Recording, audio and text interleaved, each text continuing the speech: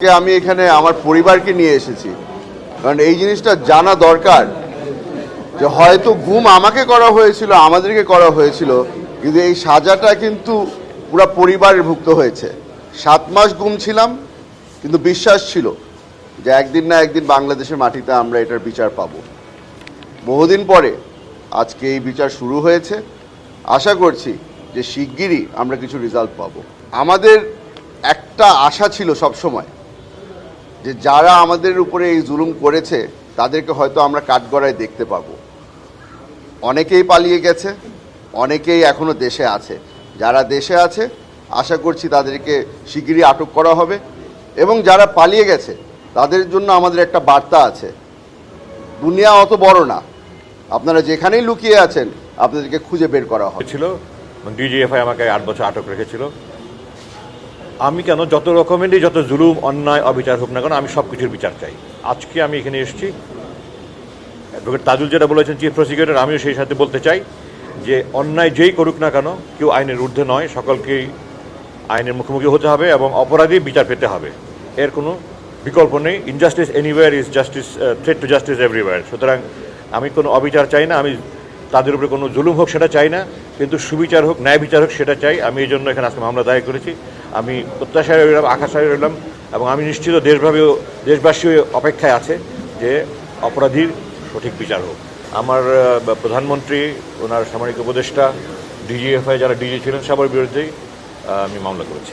আমি যে অভিযোগ দিয়েছিলাম তা আজকে আনুষ্ঠানিকভাবে তার বিচার প্রক্রিয়া শুরু হলো।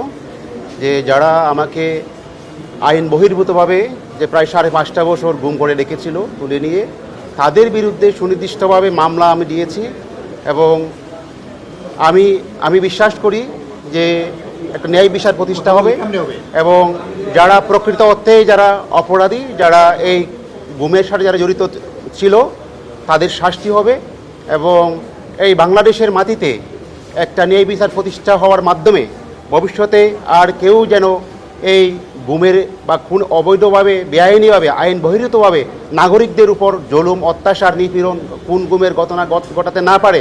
বিশেষ করে যারা ক্ষমতার কেন্দ্রবিন্দুতে থাকে, সে তার দৃষ্টান্ত প্রতিষ্ঠা হবে, এবং এই বাংলাদেশের মাটিতে একটা ন্যায় বিচারের মাধ্যমে আমরা একটা সুন্দর একটা বাংলাদেশ আমরা প্রতিষ্ঠা করতে পারবো, সেই বিশ্বাস আমি রাখি। আমি যখন 8টি বছর সে অন্ধকার ঘরে ছিলাম, তখন বারবার প্রশ্ন করতাম, কোথায় বাংলাদেশের সংবিধান, কোথায় আইনের বিধান,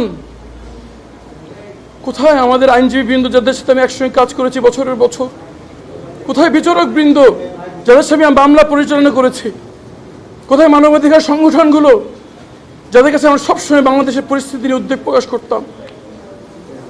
গত 16টি বছর সংবিধানের ধারাগুলো একটি কাগজের উপর কালি ছোপ মাত্র ছিল, আর কিছুই অবশিষ্ট ছিল না।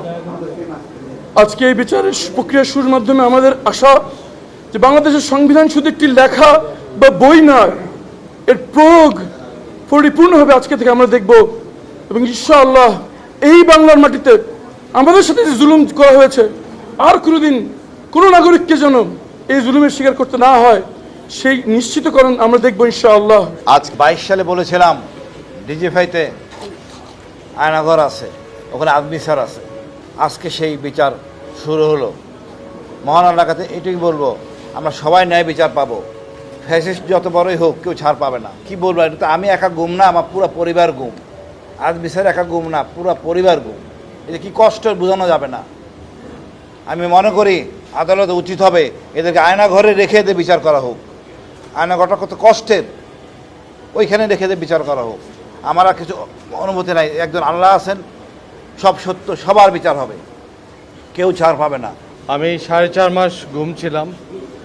আজকে আপনাদের সামনে দাঁড়ায় আমার খুব ভালো লাগছে যে আমরা এই মাটিতে এই বিচারটা শুরু করতে পেরেছি। কারণ গুম হয়তো আমরা হয়েছি, কিন্তু আমাদের সাথে আমাদের পরিবার ধ্বংস হয়ে গেছে। আমাদের পরিবারের মনোভাব, তারা যেই অত্যাচারের ভিতর দিয়ে গেছে, মানসিক অত্যাচার, এটার থেকে তারা বের হয়ে উঠতে অনেক কষ্ট হচ্ছে।